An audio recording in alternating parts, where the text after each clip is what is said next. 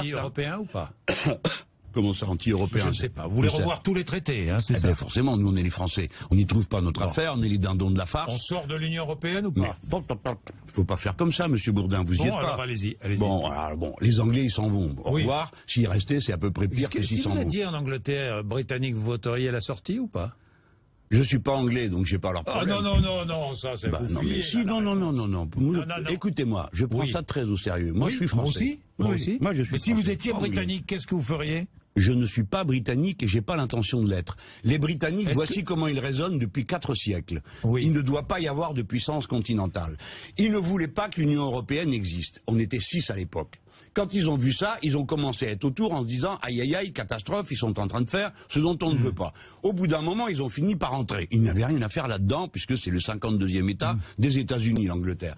Ils sont venus et ils ont tout saboté pendant plus de 15 ans. Voilà, ils étaient là. Alors, l'harmonisation fiscale, pas question. L'harmonisation sociale, jamais. On leur a versé un chèque tous les ans depuis Madame Thatcher. Et maintenant, ils nous disaient, bon, on veut bien rester, à condition, quand un Européen qui arrive n'importe où de l'Union européenne vient chez nous, il n'a aucun droit social. Ah, les braves gens. Et voilà la condition à laquelle dehors, il reste. la Grande-Bretagne? Non, je n'ai rien à dire. C'est eux qui ont décidé de s'en aller. Eh ben, ils s'en vont. On va pas pleurer. Oui. Vous allez pleurer, vous? Monsieur Bourdin, écoutez-moi, c'est l'histoire longue qui travaille en ce moment. Oui. C'est l'histoire longue. Vous pouvez pas l'effacer du terrain. Nous, les Français, nous devons raisonner en français pour être de bons Européens. C'est-à-dire que nous devons dire, cette Union européenne-là que vous avez fait avec vos traités à la noix, elle ne peut pas marcher. Mais qui a défendu l'idée d'une Europe pendant 2 siècles?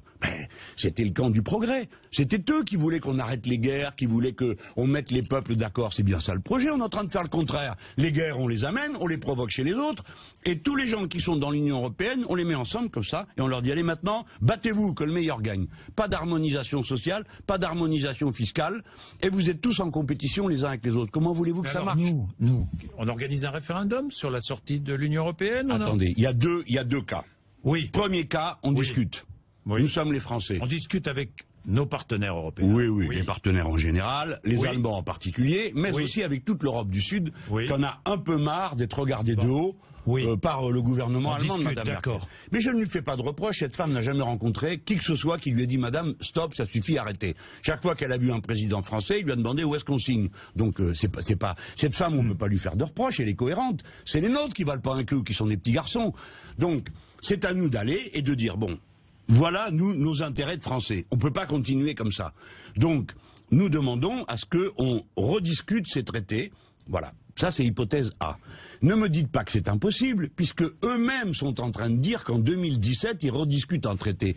Donc en 2017, soit vous élisez quelqu'un qui a du caractère et qui est destiné et qui a envie que ça marche, et notamment que ça marche pour les Français, ou vous en élisez un qui va retourner là-bas et dire où est-ce qu'on signe à Madame Merkel, parce qu'il est convaincu que le modèle allemand est vous dites pas non à Madame Merkel, vous lui dites voilà ce que nous voulons, ce que nous voulons, nous Français, et on ne sera pas les seuls, on aura les Irlandais avec nous, les Espagnols, les Italiens, les Grecs, on aura les Polonais avec nous, vous comprenez, on ne sera pas tout seul, mais il faut travailler un peu, il ne faut pas rester là les deux pieds dans le même soulier, attendre que ça se fasse en se disant bon, je vais éblouir tout le monde par ma science, faut mouiller la chemise. Écoutez, j'ai une petite expérience, limitée j'en conviens. Lorsque j'étais ministre de l'enseignement professionnel, c'est moi qui allais aux rencontres de l'éducation. Alors ça tombe bien, l'éducation c'est pas de compétences communautaires, on faisait ce qu'on voulait. Mais bon, quand on voulait faire avancer une idée, comment il fallait faire? Convaincre les autres. Comment m'y suis-je pris? Je les ai convaincus d'un tas de choses qu'on a fait. On a même fait des diplômes européens. Tout le monde disait c'est impossible. J'y suis arrivé en 6 mois. Comment? Il faut chercher des alliés. J'ai été voir les Irlandais. Ça tombe bien, ils aiment pas les Anglais. Donc ils aiment beaucoup les Français. Après je suis allé voir les Italiens. À l'époque c'était un gouvernement de droite, mais ils m'ont dit on est avec vous. Les Espagnols c'était un gouvernement de droite. On dit bon, vous les Français en général vous savez faire. On peut faire tout ça. Faut arrêter de se dire nous sommes des petits garçons, nous ne pouvons rien faire. On peut convaincre en Europe. Ce sont des partenaires, pas des ennemis. Maintenant, ils veulent pas. Supposez qu'ils veuillent pas. Eh bien, au revoir. Qu'est-ce que vous voulez qu'on fasse? On va pas négocier la souveraineté des Français. Dire au revoir. Nous, Français? Et nous votons. Moi, je dirais aux Français, écoutez, voilà ce qu'on nous propose. Oui ou non? Référendum? Oui. S'ils me disent oui, eh ben on fera, parce que c'est eux qui commandent. Un référendum? Bien sûr, par référendum. Et s'ils disent non, eh ben on fera autre chose. Mais on restera pas longtemps tout seul, monsieur Bourdin. On n'a pas ce problème-là, nous, parce qu'on est puissant, parce qu'il y a du monde autour de nous, je viens de vous le raconter. Vous savez que la francophonie, pour parler comme ça, les espaces pour les Français, il y en a. On sera le 3e groupe de locuteurs dans le monde. Monsieur Bourdin, dans les années 2060. Nous, on n'a pas à avoir peur d'être seuls, les Français. On ne sera jamais seuls. En plus, les gens nous aiment bien, c'est qu'ils nous connaissent pas assez. Bien.